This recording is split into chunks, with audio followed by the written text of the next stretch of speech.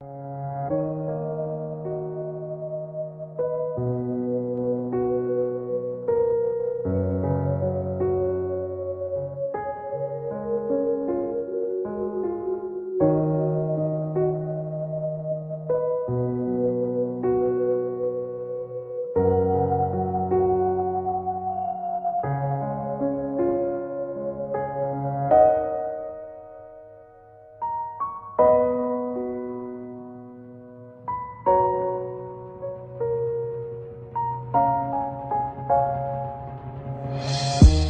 ញុំតែងនឹងរលឹងទៅដល់មកទាំងអស់គ្នានឹងក្រុមគ្រា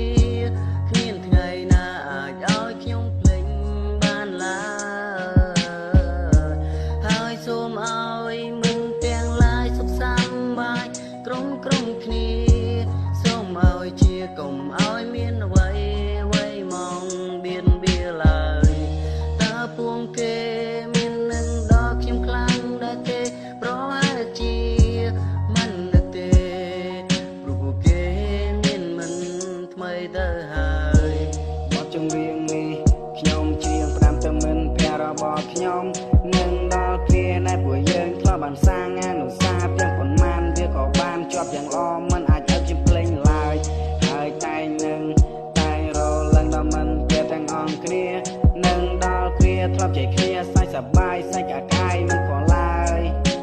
ឲ្យតែបាននៅជុំគ្នាហើយបើសិនអាច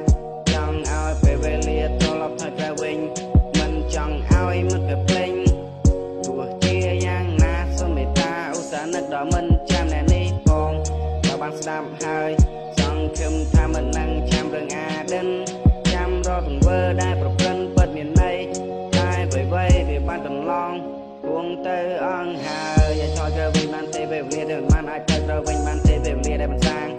តែធ្វើមកកន្លងទោះជាមានលើក៏ឆ្កងត្រូវចេះអត់អន់ទូឲ្យគ្នាកុំចង់កុំនុំនឹងគ្នាត្រូវជាមិត្តល្អនឹងគ្នាជារៀងរហូតមិនអាចរកគ្នាសូមឲ្យត្រូវគ្នាវិញ